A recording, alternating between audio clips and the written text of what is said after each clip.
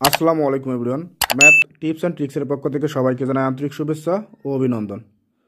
এখন আমরা দেখব ফ্র্যাকশন বা ভগ্নাংশের সাধারণ কিছু প্রশ্ন যেগুলো বিভিন্ন প্রতিযোগিতামূলক পরীক্ষায় এসে থাকে।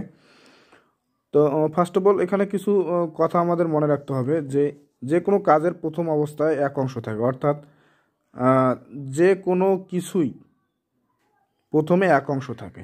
ক্লিয়ার? তো আমরা বলতে পারি যে একটি কাজের 3/7 অংশ কাজ শেষ হলে সেই কাজের কতটুকু কাজ অবশিষ্ট থাকে। তাহলে আমাদের প্রথম অবস্থায় যেহেতু এক অংশ থাকে, তাহলে 1 থেকে 3/7 বিয়োগ করলে যেটি থাকবে সেটি হচ্ছে এর অবশিষ্ট কাজ। এটিকে আমরা যদি শর্টকাট করতে চাই তাহলে হরের থেকে লব যদি বিয়োগ করি তাহলেও শর্টকাটে বার হবে। অর্থাৎ বলা যাবে যে একটি কাজের 3/7 অংশ 3/7 অংশ কাজ শেষ হয়ে গেলে অবশিষ্ট কাজ কতটুকু থাকে, তাহলে আমরা বার করব 7 থেকে যদি 3 বাদ দিই, বাদ দিলে যেটি হবে সেটি হবে আমাদের অ্যান্সার। অর্থাৎ 7 থেকে 3 যদি বাদ দেয় তাহলে থাকবে 4/7 অংশ, অর্থাৎ ওই কাজটির অবশিষ্ট অংশ থাকবে 4/7 অংশ। ঠিক আছে?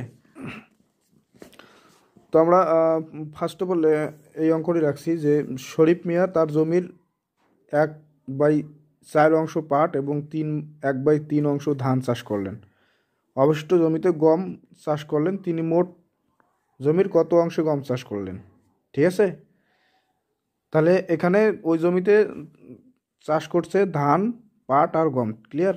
এখানে পাট আর গমের যেহেতু চাষ দেওয়া আছে, তাহলে ওই দুটি আমরা যোগ করতে হবে। অর্থাৎ 1/4 এবং 1/3 যোগ করব। যোগ করে যতবার হইবে সেটি হচ্ছে ধান আর পাট চাষের অংশ। ঠিক আছে?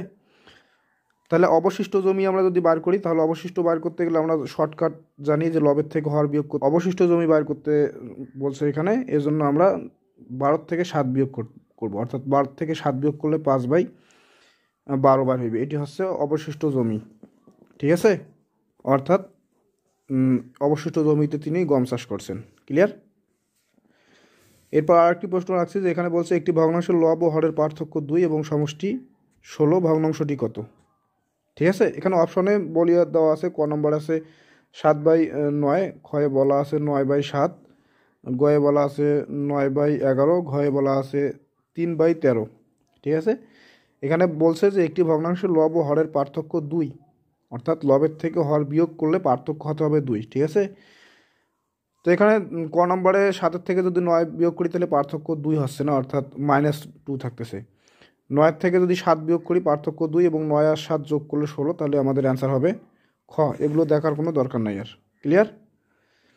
এরপর আরেকটি প্রশ্ন রাখছি। এখানে বলছে যে একটি ভগ্নাংশের লব ও হরের পার্থক্য 1, সমষ্টি 7 হলে ভগ্নাংশটি কত? তাহলে অপশনগুলোর মধ্যে কয়ে বলা আছে 4/3, ক্ষয়ে বলা আছে 3/4, গয়ে বলা আছে 5/6 এবং ঘয়ে বলা আছে 6/5।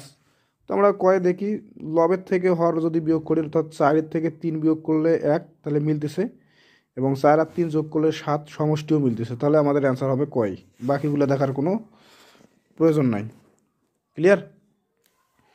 এরপর আমরা আরও একটি রাখছি যে দুইটি ভগ্নাংশের গুণফল 15/28 এবং এদের একটি 5/7 হলে অপর ভগ্নাংশটি কত? তাহলে আমাদের উপরে এমন একটি সংখ্যা নির্ণয় করতে হবে যে সংখ্যাটিকে গুণ করলে যাতে উপরে লব অর্থাৎ 15 মিল হয়, এবং নিচে এমন একটি সংখ্যা নির্ণয় করতে হবে যে সংখ্যাটি দ্বারা গুণ করলে 28 মিলে, অর্থাৎ হর 28 মিলে। ঠিক আছে? অপর ভগ্নাংশটির ক্ষেত্রে তাহলে আমাদের এখানে 5-এর সাথে কত গুণ করলে 15, 3×5 15, অর্থাৎ উপরে থাকতেছে 3, সাথে সাথে কত গুণ করলে 28 হবে, অর্থাৎ 4 সাথে 28, অর্থাৎ 4 গুণ করতে হবে। তাহলে উপরে থাকতেছে 3, নিচে থাকতেছে 4। কেননা বলছে যে দুটি ভগ্নাংশের গুণফল, তাহলে 3/4 এবং 5/7 যদি গুণ করি তাহলে গুণফলেরটি হবে, তাহলে অ্যান্সার আসছে 3/4। তো এরকম সাধারণ প্রশ্ন কিছু আসে বিভিন্ন প্রতিযোগিতামূলক পরীক্ষায়। তো আজকে এ পর্যন্তই। ভিডিওটি ভালো লাগলে অবশ্যই চ্যানেলটিকে সাবস্ক্রাইব করে পাশে থাকবেন। ধন্যবাদ সবাইকে।